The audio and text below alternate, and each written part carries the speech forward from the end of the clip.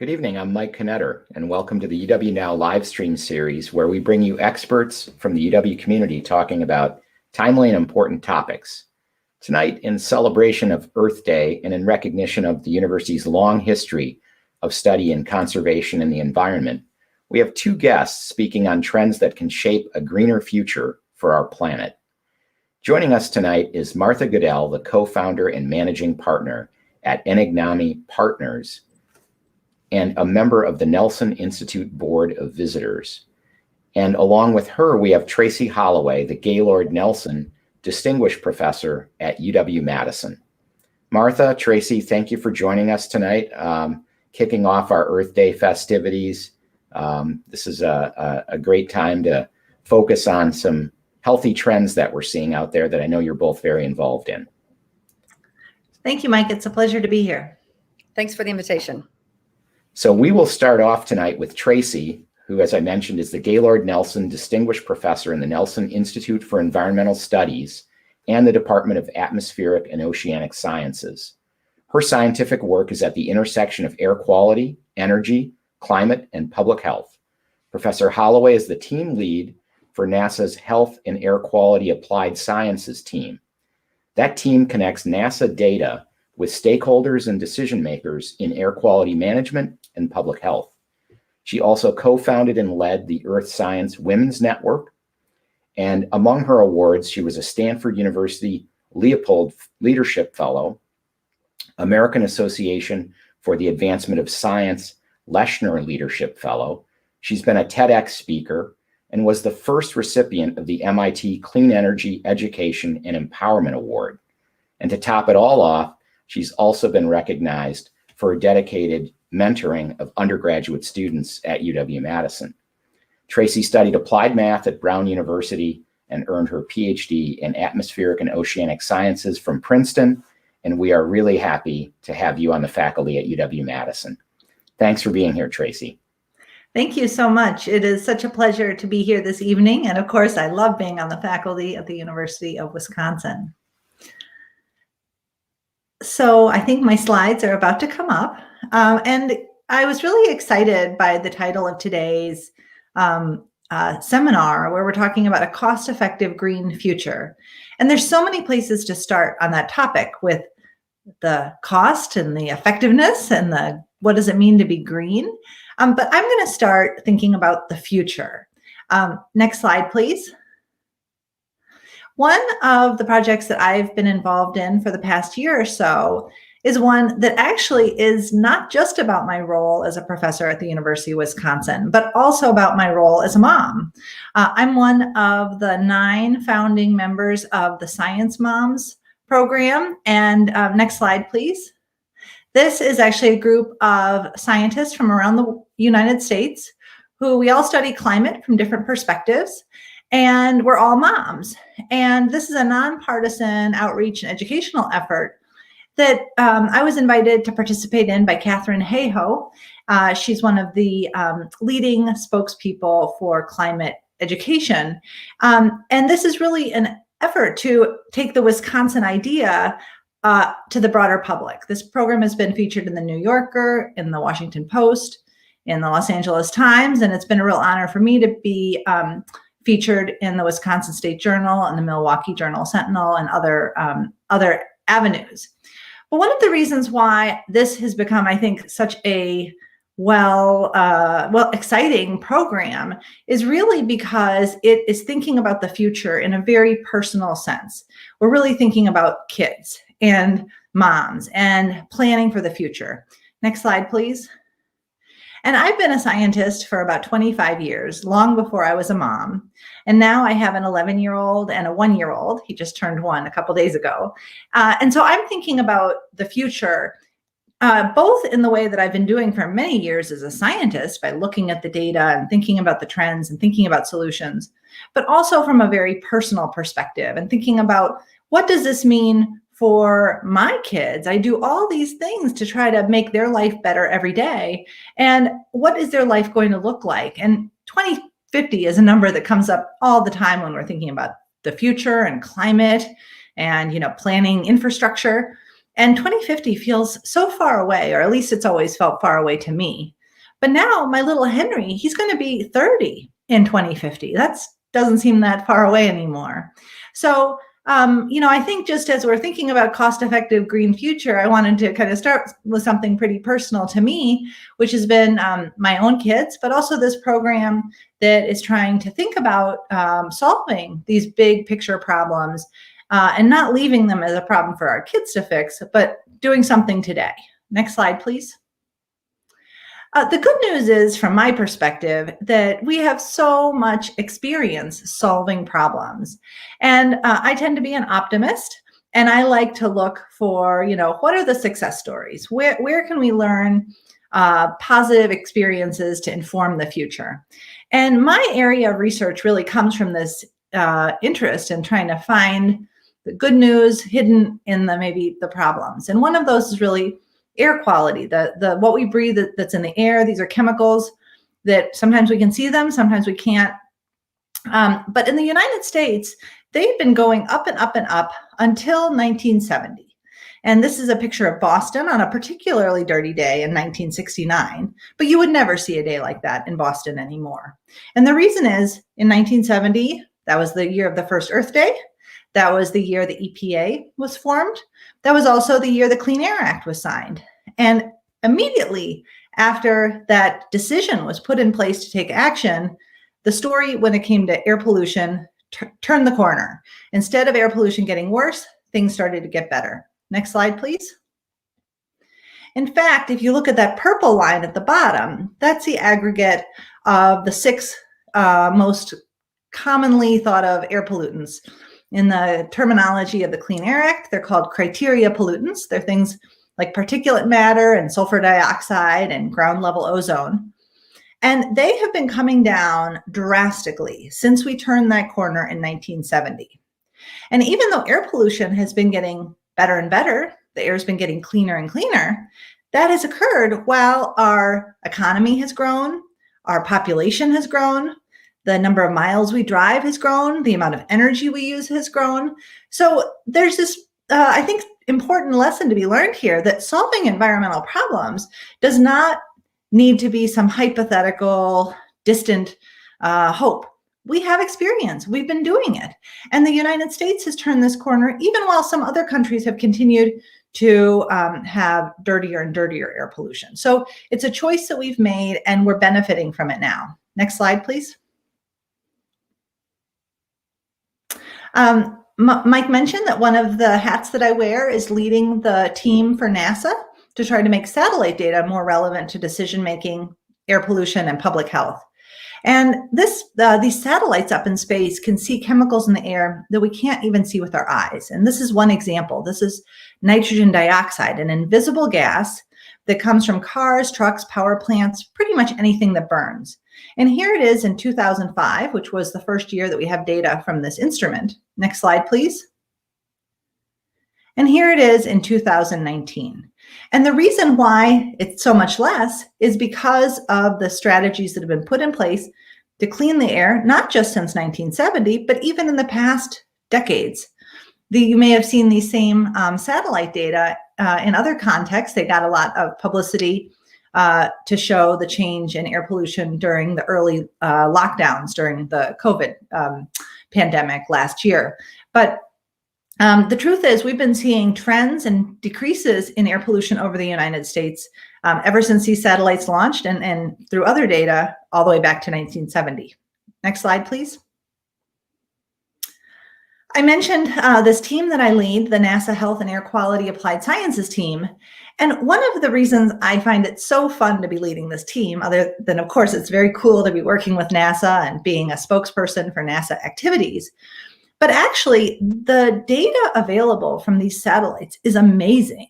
There are millions and millions of dollars, really billions of dollars worth of satellite technology up in space that is monitoring the Earth every day. Many of these satellites see every point on the Earth once a day, sometimes not quite that frequently. There's some satellites that see it more frequently. So this is this constellation. And these data that are collected from NASA and NOAA and some other agencies around the world are freely provided. They're on the internet. They're totally free to use. There's some really cool websites that you can use to explore these data. So one of my roles in this team is trying to grow awareness of these data and make it as useful as possible. So I often joke I'm like a salesperson who's trying to sell billions of dollars of data literally for zero cost. So, I think trying to make those connections and make sure that we're using the data and investments that we have, sometimes data that we didn't mean to be using for public health, but we found through research and science can be really powerful and helpful to understand and see trends in air pollution and other environmental factors. Next slide, please. So when we're thinking about solving the climate problem, that's the next big problem. But really the same sources of carbon dioxide, transportation, electricity, industry, many of these are the same sources of the chemicals in the air that we regulate already and that are really damaging to public health. So when I look at this portfolio of where does carbon come from, what I see is where are the potential solutions? How can we reduce not just carbon, but nitrogen oxides and other chemicals from the transportation sector? How can the transition to a low carbon electricity sector benefit not just climate, but clean air and our pocketbooks? So I think understanding the problem is the first step to finding a solution. Next slide, please. And one of the other ways I think is really exciting to be building a green future that is good for the economy is, of course, to be training the next generation of leaders. And I'm involved in a number of different programs on campus, the Nelson Institute, the Department of Atmospheric and Oceanic Sciences. But one of the programs I put the most time into is the Energy Analysis and Policy Program. And our website is eap.wisc.edu. And one of the things I love about it is that it is a graduate program open to graduate students in almost every department on campus, from business students getting their MBA to environmental students, public policy students to engineers, and they're taking classes together and learning how these cross-cutting problems really touch so many parts of society and how different training programs can really all come together to benefit these big picture solutions. And I think that this is also a great handoff to our next speaker, who is an alum of this program. And in fact, those photos that I just showed were from our annual trip where we take students to network in Chicago, and Martha has been a big host of that event. So thank you. It's a great note to close on, Tracey, and we'll be back soon with some good questions for you, I'm sure. Thank you very much. Thanks. Our next guest is Martha Goodell, and Martha's co-founder and managing partner at Enigami Partners in Chicago. She's an investment professional with more than 25 years of experience in asset management, corporate venture capital, angel investing, management consulting, and project finance in the energy and infrastructure sectors. Enigami supports institutional clients who are investing in large-scale renewable energy, traditional energy, conversion technologies, and infrastructure projects. Martha focuses on connecting investors with climate-resilient projects seeking capital. She's also a member of the Board of Visitors of the Nelson Institute here at UW-Madison. She has an MBA in finance from the University of Illinois and a Master's of Science in Environment and Resources with that certificate in energy analysis and policy right here from the Nelson Institute at UW-Madison. So Martha, I understand you and Tracey go way back, and it's great to have you on this program together tonight. Thank you, Mike. I appreciate the opportunity. And also thank you to the UW Now team for the invitation to the conversation. So I think my slides are coming up. Great. So first of all, a note on my background. Thank you, Mike, for the introduction, but the emphasis on my background being really ROI-based and investment-based. So most of my career has been in the investment industry, with the last 9 years focused on energy, renewables, and sustainable projects. In the last 5 years, it's been focused on large-scale project finance deals like waste to energy, tire recycling, et cetera. So the point is that I'm hardwired with ROI and traditional finance models. So when this topic came up of cost-effective green future, for me, it's sitting on the cost-effective side of the equation. So it's a very simple concept, but the context is much more complex. So even a simple definition that I have here of cost-effectiveness is powerful. It's how effective or productive something is in relation to its cost. Very, very, very straightforward. In summary, I do definitely believe that we can have a cost-effective green future, but we are only just starting to be able to value costs and define what effectiveness means. So this cost and effective, those two words are very pivotal when it comes to green future. Also, this isn't just to say we can have a cost-effective green future, but don't forget the opportunity embedded into it. For example, the companies and countries that understand the linkages will be solving problems sooner, cheaper, and with more quantifiable benefits long-term. Next slide. So what I did was I thought about this whole course that we have to alter in getting to this green future. So Tracey did a great job talking about future, and I sat on the cost effectiveness of it. So we know we need to alter the course. We need adaptation and mitigation initiatives. I can read a lot about both of those for decades. So what are those silos? Well, one silo is we need to have some changes in products and services, like a 90% recycled coffee cup. We need new technologies, making fuel from algae, for example. Thirdly, we need infrastructure modification, such as having a power grid that can handle 50% renewable power. Okay, so those are some silos where we need to alter course. Next slide, please. Well, the traditional way to evaluate these opportunities is cost benefit, ROI, discounted cash flow, NPV. Really, the cost and benefits are financially based. That's how we've traditionally built decision making with respect to these different initiatives and projects. Next slide, please. For example, making fuel from algae. We know the costs: land, equipment, contracting, raw material costs.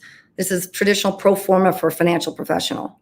And then we have benefits. On the benefit side, you've got revenue from an offtake agreement, like a large company buying the biofuel.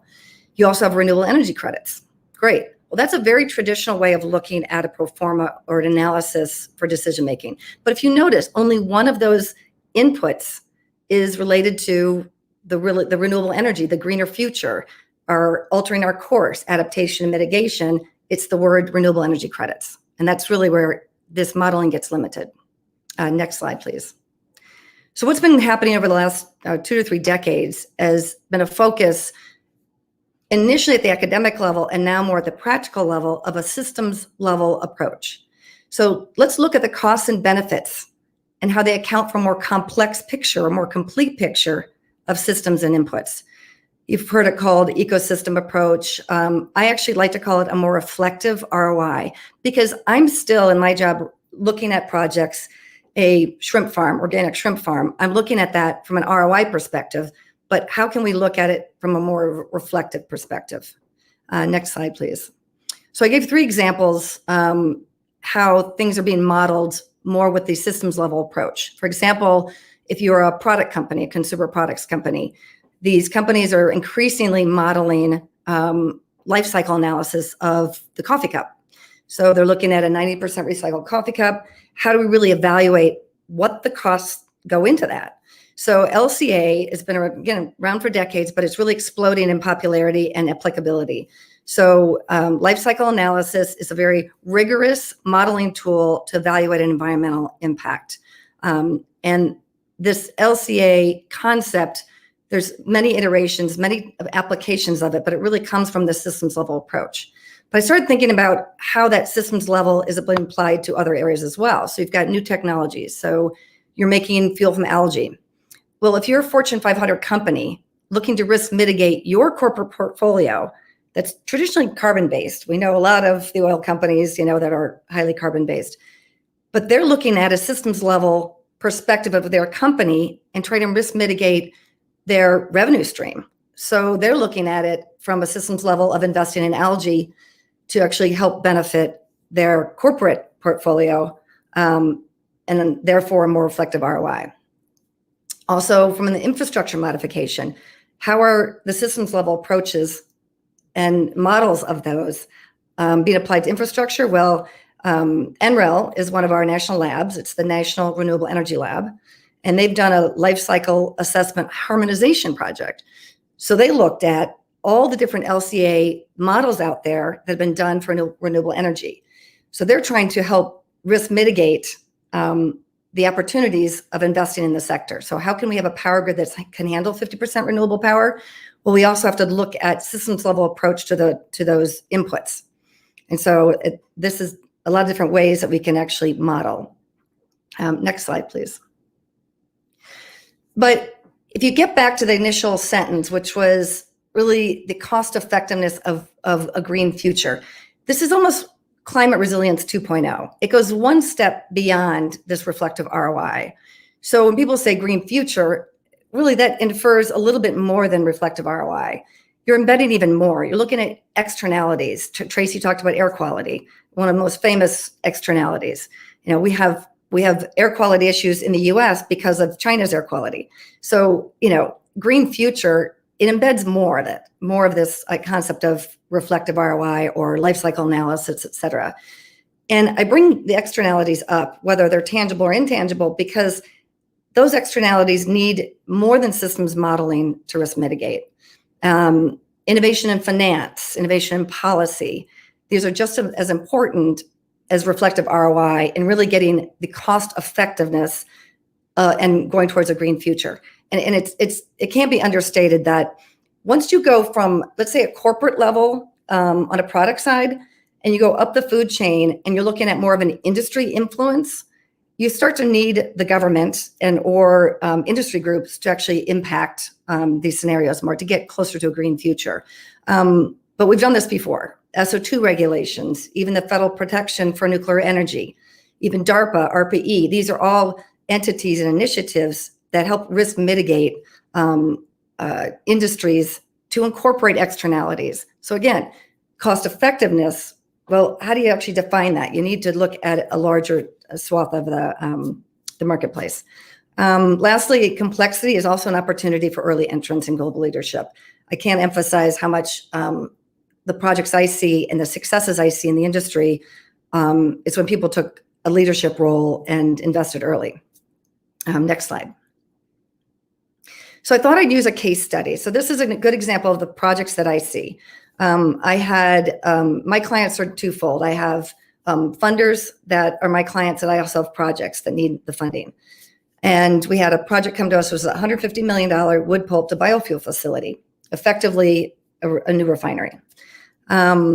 They had tested technology with third-party engineering. They had a Fortune 500 company wanting to buy all the biofuel for long-term offtake agreement.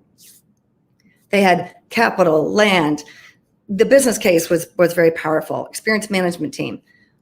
But the feedstock availability, even though it was there, they didn't have long-term contracts for the wood pulp.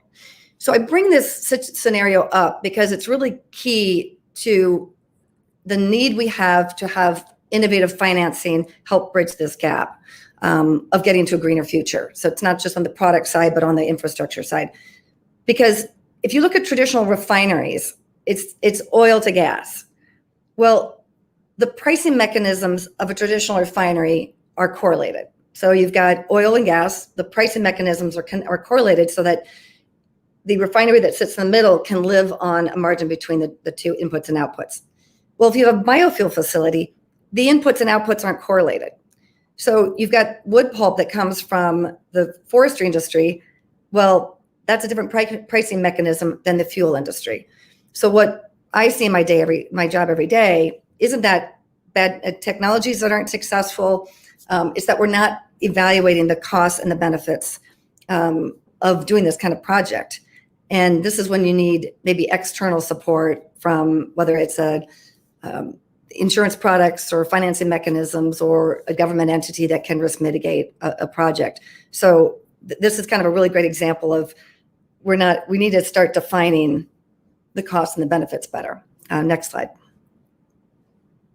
So in summary, a cost-effective green future is not only possible, it's happening, but we need to train, educate, shift our thinking, share data, and invest early. Thank you. Thank you, Martha. Those are some great examples. I'm glad we dug deep onto the cost side. I'm partial to that as an economist, so I'm glad we're talking about efficiency.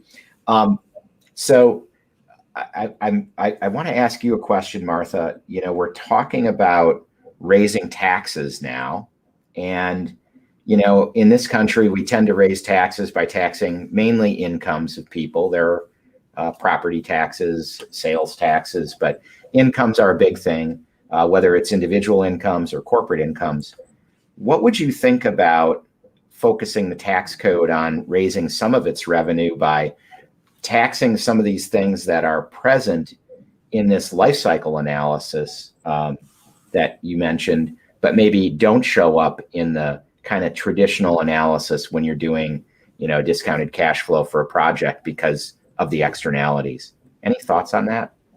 Well, yeah, you're kind of getting at the concept of a carbon tax or some, you know, tax on externalities. And I think when you look at large scale projects, a carbon tax or something that does price that externality, I think it would be conceptually, it's a very good idea, because you want to draw a correlation directly back to the negative or the positive in a scenario. But in actual function, I think it's going to be very, very difficult to do that. I think you can do it on a project level. So one of the things that renewable energy credits called RECs and SRECs do is they actually give a benefit back to a renewable energy source with a financial incentive. So instead of taxing the carbon, they're going back and giving a benefit. They're just trying to level the playing field, because if you look at traditional carbon-based energy generation, they've got tax benefits and other benefits. To try to level the playing field, you get SRECs and RECs that exist to come in there. So how do you do? Do you tax the negative, or do you try to support the benefits? But you're right, it's exactly the same thing, is how do you compare apples to apples? It's easy to say life cycle analysis helps you compare product apples to oranges, but how do you do it with energy technologies? So it's a huge challenge. I do think we could take more of a leadership role, but I'm a policy person, not a politics person. Yeah, no, and I get the challenges that you so eloquently drew out. I also think you start to run the risk of making the tax code so complicated, people begin to lose faith in, you know, what we're doing. Everybody's got a side deal, and you know, so I'm trying to think about how can we keep the code maybe simpler and tax waste. You know, even if the consumers had to bear the cost of the waste of packaging that maybe isn't borne by the producers, it's another way. But then probably you got people, you know, running off and burying their trash somewhere where they shouldn't. So, well, you've got a lot of states. I think the states have done leadership in this area more than the federal government. If you look at like Michigan, you got a 15-cent deposit on your cans. You know, that's been around for 15 years. So I think there are state initiatives that do try to work on this challenge. I was hearing a speaker this morning talk about your electric cars now aren't fully supporting the roads because they're not paying gas taxes, which is what the original mechanism to pay for road infrastructure. So, okay, that's an idea like, oh, wait a minute, electric cars are having this positive benefit from the environment, but wait a minute, they're also not fully supporting their cost structure on the national infrastructure. So it's not just that tax the carbon, it's how do you create incentives that are connected to the investment. We got a lot of work to do on the tax code. If only we could pass a bill. So I'm going to go to some audience questions. So James Rottenberg got in first with, wait for it, how much do Wisconsin cows, just the Wisconsin cows, add to local climate warming? Or is it more of just a global phenomenon and our cows, like other cows, contribute? Thoughts about that question? Yeah, I can take that one on. I don't have the exact just cows, just Wisconsin answer, but I can tell you that livestock in general contribute about 30% of methane emissions in the United States from human activities. And so they are a pretty big source. And methane is an interesting chemical. It is a gas that contributes to climate change. It is a stronger, warmer than carbon dioxide. So even though carbon dioxide is the one you hear about all the time, methane, pound for pound, warms more than carbon dioxide. But it stays in the atmosphere for less time. About 12 years is how long a methane molecule floats around before it reacts, whereas a carbon dioxide molecule will stay in the atmosphere for over 100 years. But also there's just more carbon dioxide than methane. So methane is a huge deal in terms of the short-term warming. A lot of people are thinking, how can we turn around what's happening with climate?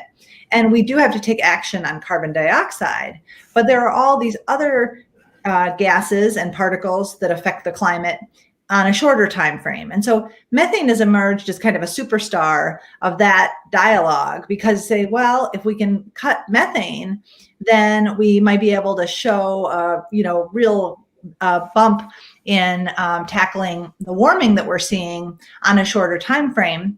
And methane is less controversial than carbon dioxide. Nobody really cares how much burping cows are doing or what is coming off of a rice field. It's much less tied to our day-to-day life. So cows are a big part of the methane budget. Wisconsin has a lot of cows, so that's certainly an area where we could contribute. And I think I saw one of the other comments in the chat, or maybe it was the same one, mention the fact that another benefit of tackling methane is that if you capture methane, that is natural gas. So it's not just this idea of stopping an emission, it's capturing it and turning it into a value added. And sometimes you see like landfills are another source of methane emissions, and more landfills are capturing the methane to be used for energy production. Manure is another example. Manure is a source of methane, but now there's methane digesters that turn that into a source of energy. So I'm a big fan of these win-win solutions. And when you can take something that was a waste product that harmed the environment and turn it into an energy source that gets you cleaner energy, then, to me, I think that's one of the exciting things about methane. And can we capture the methane emissions from cows easily enough? Well, there are people working on this. I mean, I think to the degree that when cows are in an indoor facility, the methane has to go somewhere, and it could be captured in some of those environments. I mean, you're not gonna, for a cow that's wandering along the pasture, it's gonna be hard to catch its burps in any way. But I think that I think one thing about these sort of solutions is just thinking kind of not just because we can't solve 100% of the problem doesn't mean we shouldn't solve any of it. And so trying to figure out what can we solve in a cost-effective way first, and try to be moving the needle on those things. Great, thank you. And what are your thoughts on the carbon fee and dividend approach to reducing CO2? I guess we already touched on that, Martha. You want to elaborate on that a little bit as relates to CO2? That's actually not my sweet spot. Okay. Because I really focus on like the business modeling, but I'm not sure the fee approach versus the tax. Yeah, so I guess a carbon tax versus a dividend. Tracy, you want to say anything about?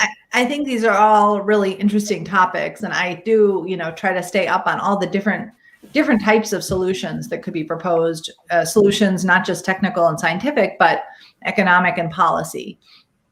As a scientist myself, I like to learn about all of these things, but not pick a winner because, one, I'm not an economist like you, Mike, but also, I think that one of my goals is trying to just raise awareness on this topic. And as we start talking about these solutions, there are so many solutions to be considering. So I'm not gonna. I think that the carbon fee or dividend or tax or whatever, they're all good options to be thinking about. And I think that that's, just the fact that we have smart people who are saying, gosh, this is a problem, let's look at all these different ways to solve it. To me, then I feel like, okay, that's excellent. Now it's in the hands of the right people. You're working on the science. That's right. I like it. Jean and John Henderson wonder any thoughts about nuclear fusion and its potential role as relates to climate, I assume. And maybe there's some life cycle analysis that comes into play there too. Martha, have you done nuclear? Well, I haven't studied nuclear specifically, but what I'm fascinated by, so I heard a quote a few weeks ago by the head of the Nuclear Atomic Energy Agency in 1950s, and they said, we'll never fully commercialize nuclear energy. So, what I'm excited about is the innovation and technologies that we don't even know. The other day I was reading about a new way of doing hydropower. So they are doing these smaller units of hydropower facilities, and they're doing it in mountainsides, and they're not using water. They're using a solution that's denser than water. So you can actually do hydropower facilities that are micro-sized, and you can put them into countries in Africa. So the potential for some of these new innovative technologies, it'll blow our minds. We're not there yet. We need to invest more in it. And that's why I like, ARPA-E, what they're doing, and some of the federal initiatives at the DOE level, investing in these new technologies. So on the nuclear side, I just know that I think there's some really amazing opportunities. I don't know that subject as deeply, but I've been fascinated watching, Bill Gates says, I never quote anybody, but Bill Gates said one year, we underestimate the long term, we overestimate the near term. We think all this is going to change in the next 2-3 years, but in 10 years, our footprint of our grid, our electrical grid, is going to be so different than it is now. And that's what I'm fascinated by, with all the different energy technologies and the diffusion of them. Yeah, and I'll just add to that to say that that from a problem-solving perspective, it's nice to have a full suite of options available, and nuclear fills a gap that solar and wind cannot.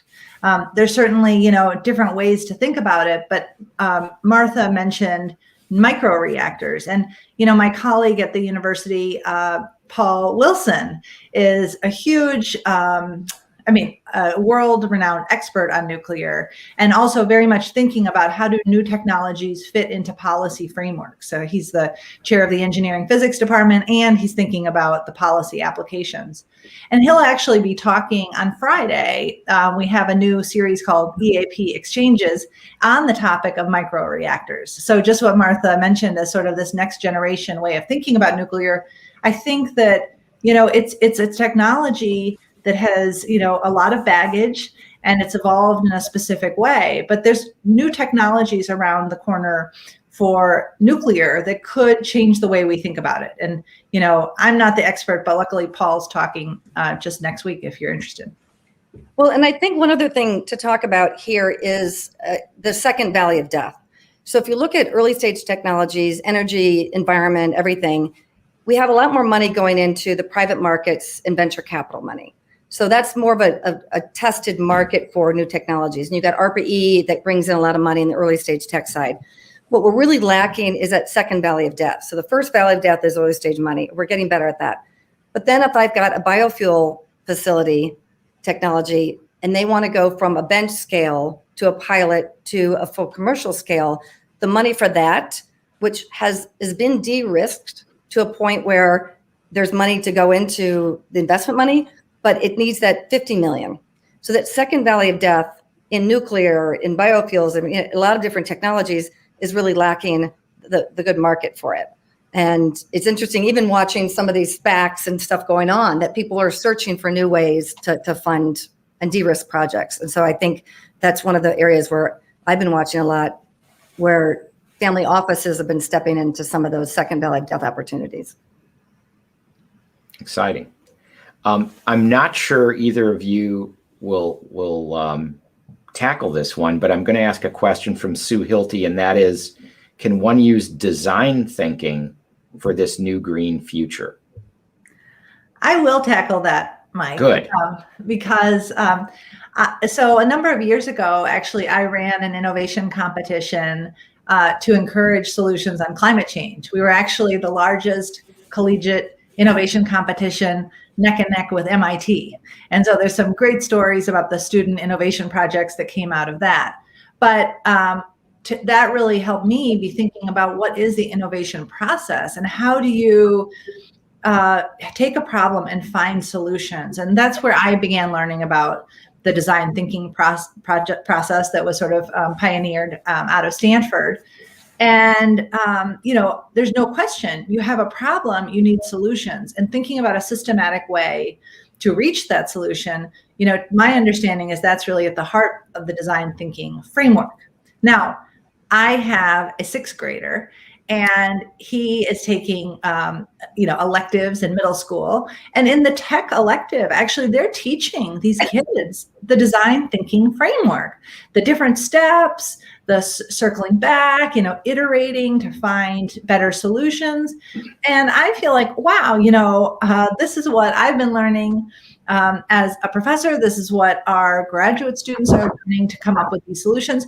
And now I didn't learn that in middle school, but today's kids, they're learning that. So I think it's really exciting to have these frameworks, not just to study the problem, but to move from a problem to a solution. And then now that's actually being baked into public school curriculum. I think it's just great. I'll add a little bit to that too. I actually did a conference earlier this week by the American Center for Life Cycle Assessment, and they did a really, really good job of not just talking about how you can do comparative life cycle analysis or attributable, but you can actually use a new product development process and design thinking with LCA. You could actually have a very rigorous approach to the environmental inputs that you're bringing into a process, but you're designing within those constraints. So you can actually even set with LCA, you can set a goal. We want to be carbon neutral as Ford, in 15 years. Well, you can actually back into what that means from a carbon footprint, use design thinking in LCA and marrying that in planning out your product mix and developing new products into the environment. So it's fascinating. We tend to think of the environment as, trees and green trees, and that's, it's very hard to quantify, environment. I talked about the externalities and all that too. So kind of putting that into a framework from design thinking to LCA to other quantitative methods is, I think, what we're really trying to get to. Note to self, don't question the question. That was a great question. You guys are ready. Question from Norman Arndt. Are you aware of any initiatives that work toward improved battery recycling? Is that going to become a bigger and bigger issue, say with electric vehicles, et cetera?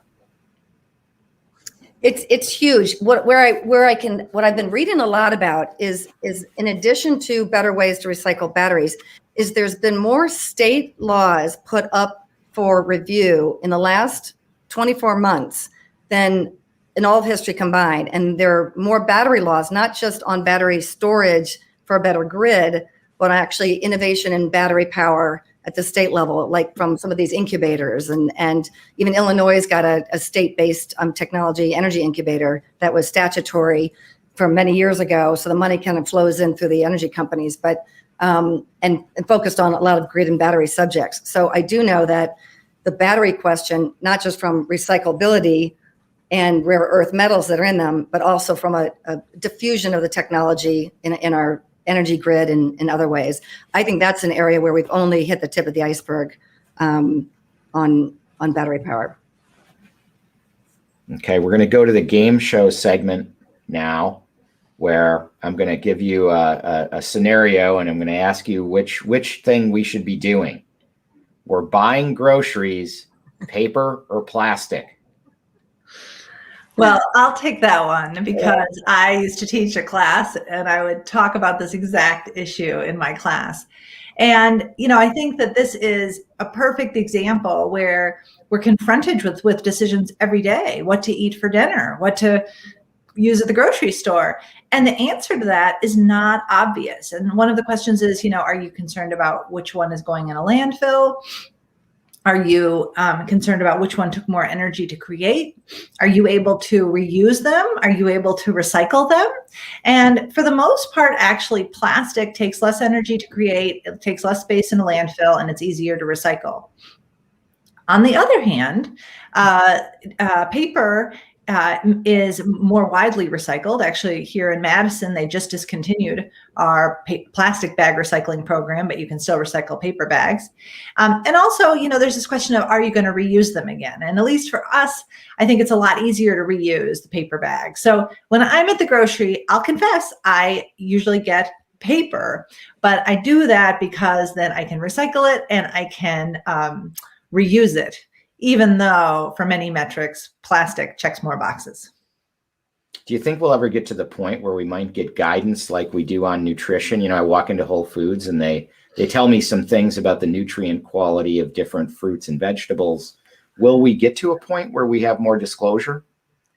I mean, I think so. I think one issue is that it depends community to community in terms of, is there recycling and what is recycled? It also depends, you know, store to store. There's one grocery store here in town that has really nice, heavy, thick plastic bags. And I am sure those take more energy to make and do not recycle as well as the really cheap, thin ones at the other grocery store. So, you know, I think that this answer of, you know, it depends is partly because we live in such a dynamic society. I think if there was the demand for the plastic bag versus paper bag question, the data is out there, but we're inundated with data. We're inundated with information all the time. And actually, I think that's a real barrier to taking action and doing things. And so what I'm really excited about is when I see these complex issues boiled down into kind of simple metrics that can really help people. And of course, if you want to know more, you can know more.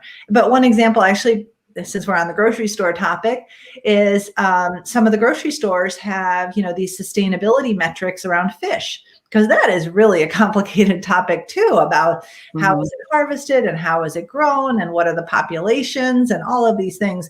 And so a lot of that is boiled down into some of these metrics that have been developed by organizations that dedicate themselves to figuring out what are the most sustainable types of fish and which ones are less sustainable, and just marking that in sort of a yellow, red, green approach at the grocery store.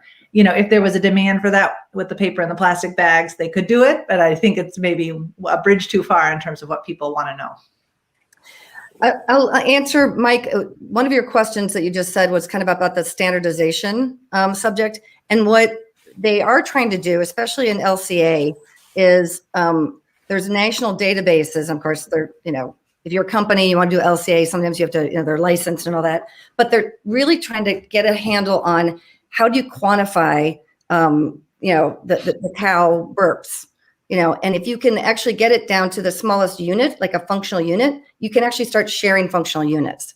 So you can actually, that's all about LCA, is comparing with your own company, but you want to be able to be using a data input that's consistent across different comparisons. So I want to know that if Tracey's doing analysis on her cow burps, I'm doing the same one, and it's going to come up with a similar number. So that data standardization is happening at the model level, but it's not happening at the product level. It's just, it's very difficult. But so you're right, buyer beware when you read in a label that says environmentally conscious. This is going to be a long game show. It's very complicated to answer even one of these questions. So if I'm buying milk, glass, paper, or plastic? Well, I think paper is the right answer, Mike, but I'll tell you my evidence for that is actually back to that innovation competition from a number of years ago. A group of graduate students who I knew many of them real well. It was the year that the iPhone came out, and they wrote an iPhone app to scan the barcode of products and calculate the embedded carbon in this. And through a long little path that they ended up moving to Silicon Valley and winning first place in South by Southwest startup competition. But back to their app, they one of the things they showed at the science fair to demonstrate their product was tomato soup. And tomato soup, you know, where were the tomatoes shipped in from, and where was the product shipped, and were these greenhouse tomatoes or natural tomatoes? There's all these questions. But the number one thing that came out of their analysis was that the boxed tomato soup had much less carbon than the canned tomato soup. So when you're thinking about milk, I think box is the best. And another study actually showed that boxed milk, it's actually interesting because it doesn't require refrigeration usually, which then peels off a whole nother part of this life cycle that Martha's been talking about, because you don't have to keep it refrigerated all along its path. So Actually, the boxed milk is definitely the best, no question. But I'll tell you, I don't like the taste of boxed milk, and most Americans don't. So I buy cold milk in a plastic bottle, which I think also shows on many levels that, we don't have to fight the science. I know that boxed milk is better for the environment. I just don't like it. But I think that if we can sort of recognize what we know and what we don't know, then we can start saying, well, how can we harness some of those good properties of the boxed milk and either make it more delicious or make the fresh milk more sustainable? But, let's learn what we know and then move from there. And of course, I should give a shout out to Terry Grine, who asks about reusable bags. We shouldn't be confronted with the choice, paper or plastic. We should have our stuff and bag it ourselves. What about water? Should we ever be buying water, drinking water? And if we do, should I get the water cooler at home and have a 5-gallon refillable bottle and do it that way? Or what would you say about that? I see a lot of plastic water bottles still. There are, again, it goes back to what Tracey's in. It depends on your region, your area, and et cetera. Like, I was in central Michigan growing up, and yeah, we took that 5-gallon container in and we got, a new fill of it because we had well water. And so that, it's a need base and there's not many alternatives. We weren't going to buy little bottles of it. But on the other hand, yes, all things the same. Yes, it's better to have your aluminum, water bottle you carry on with you and get it refilled. Of course, that's always the best. That's no holds barred. But it's I'd actually like to go back to the milk though. The other subject is the glass milk bottles. Those, if you go reuse them for another purpose, it's a whole nother conversation, right? So you can get lost in this. And I think I want to actually take it up a little level higher. I think really what the conversation is where you put your efforts to influence the environment. So it's not just the decisions you make. Okay, this is a little bit better than the other one. Okay, you make a decision. That's great. But look higher up and how can you make a bigger impact? You can learn more about life cycle analysis. You can get your kids into, courses that, teach them about design processes. You can actually invest your money. Instead of putting it in Bitcoin, you could actually put it in an early stage company that has the new solar panel technology. I think those are decisions we don't talk about a lot. We're sitting there with the water bottle, which is, I get it. You want to influence the long-term nature of an industry, but there's also other ways to have even a bigger impact. And from sharing data to training, learning and cross-pollinating, me learning about air quality from Tracey really helps me be a better investor. Good and answer. I totally agree with Martha's point, 100%. From an emotional level, it is nice sometimes to feel like there's something you can do that's moving in the right direction.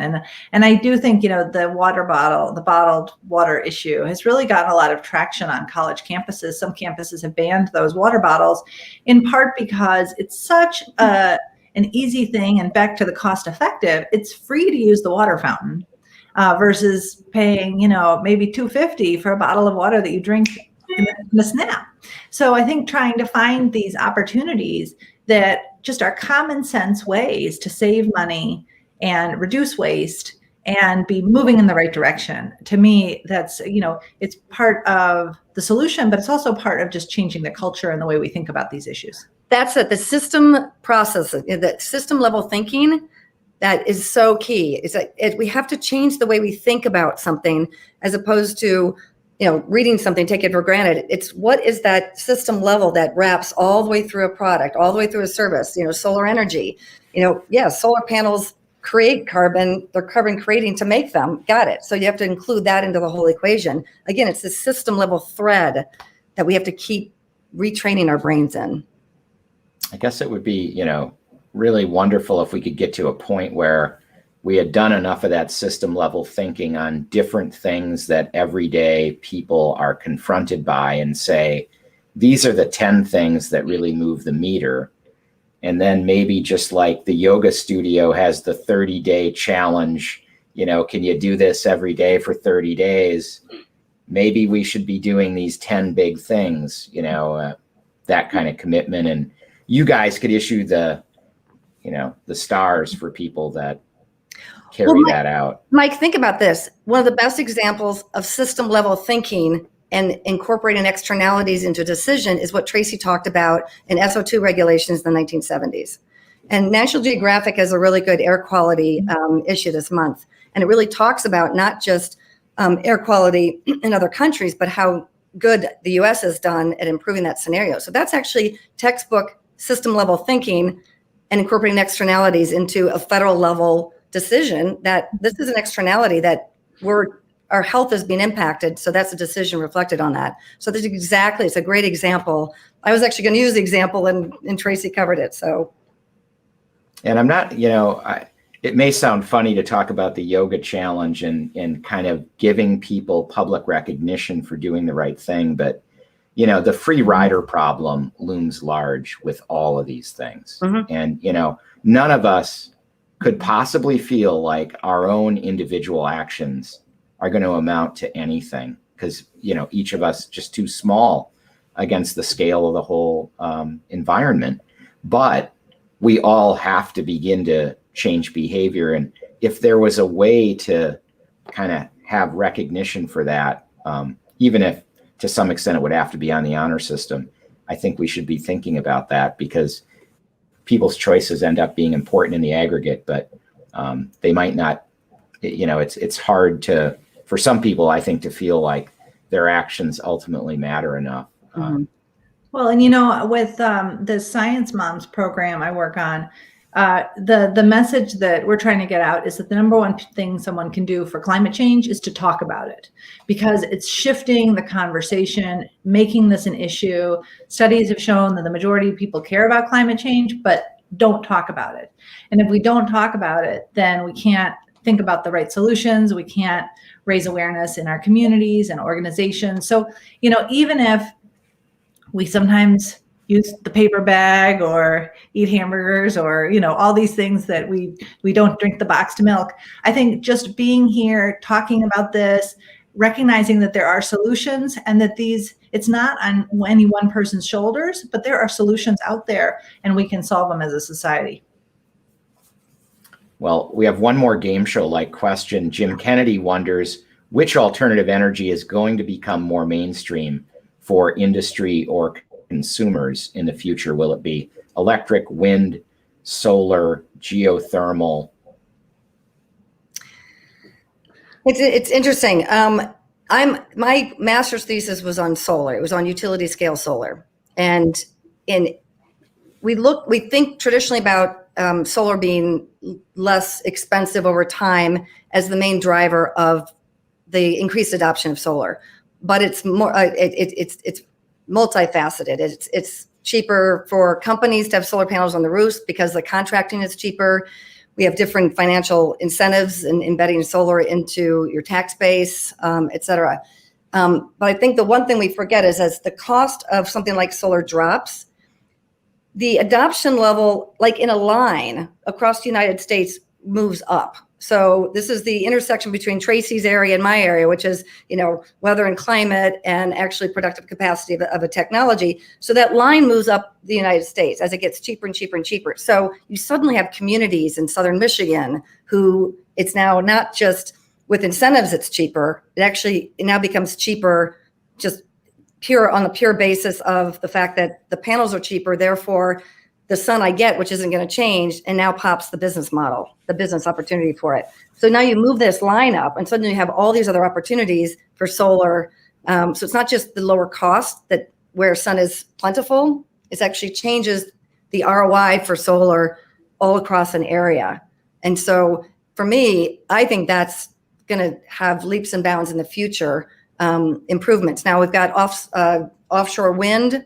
It's really going to it's got some opportunities there too. But I really feel like the ability to put solar on a backpack or a hat or your house or a road, I really think that's, even despite the intermittency issues, we get battery power a little stronger. And I think grid balancing will really help us.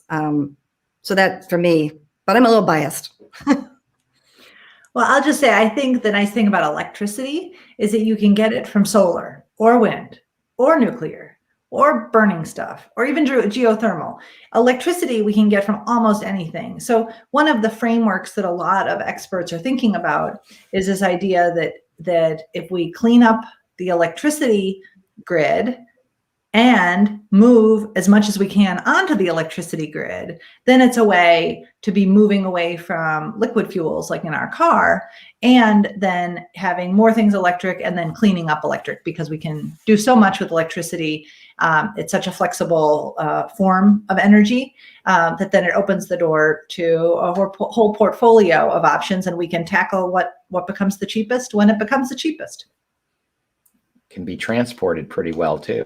Yeah. Well, I'll close with a question from Dexter Patterson, which is, how can we better communicate the importance of these issues to the general population? You know, that's a question that I think about a lot, and I really, really appreciate it. You know, I think one thing to keep in mind is that any of these issues combine values and information and kind of relate to people in different ways. And so one of the things I really try to do is to try to take issues and find common ground with whoever I'm talking with, and recognizing that part of that is having the right messenger for issues, but also part of it is just talking about these in an open, friendly, positive way. It's hard to engage people on a doom and gloom narrative. It's hard to engage people on something that you have to spend 5 hours reading a textbook to even understand what they're talking about.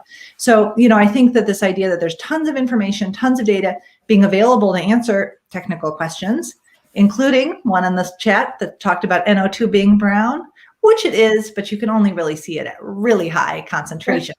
But I love these technical questions because, you know, the expertise, the knowledge is there, but we don't have to layer it on everybody that the minute you start talking about it, you have to spend an hour. I think just engaging, meeting people where they are, and encouraging people to talk with each other, because I think when our voices are united, there's pretty much nothing we can't do as humankind.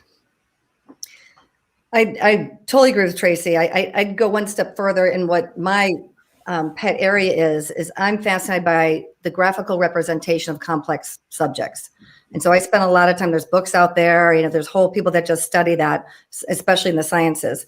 And I think it sounds like a simple thing, but it's actually really difficult just to show the sources and uses of electricity in the United States. It's like, you know, and understand the grids and how many grids we have in the country. And so that's complex information, but the better we get at graphical representation of those complex scenarios and situations, I think we can get really far in showing something and being nonpartisan. And that's the biggest problem I have.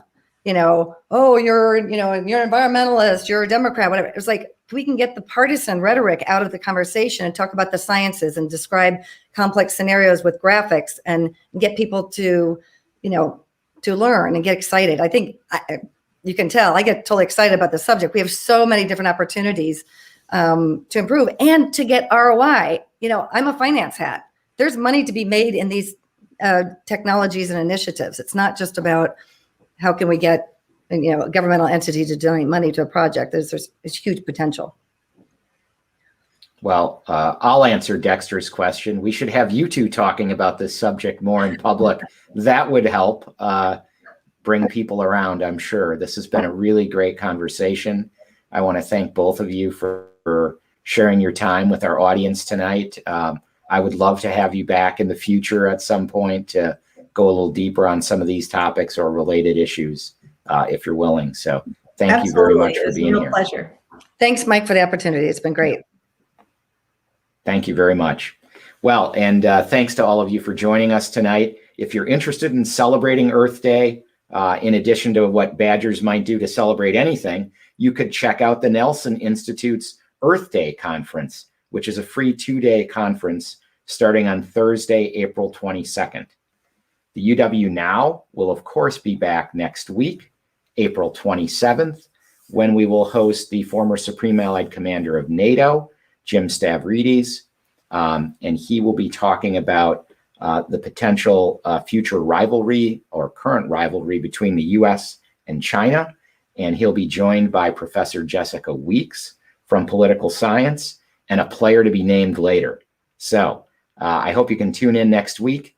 We should have an exciting show, and thanks for joining us. As always, on Wisconsin. You can try, but you'll never stop a badger. Because we badgers are born with curious minds and endless heart. When we see a curve in the road, we speed up. When there are mask shortages for first responders, we make our own supply chain.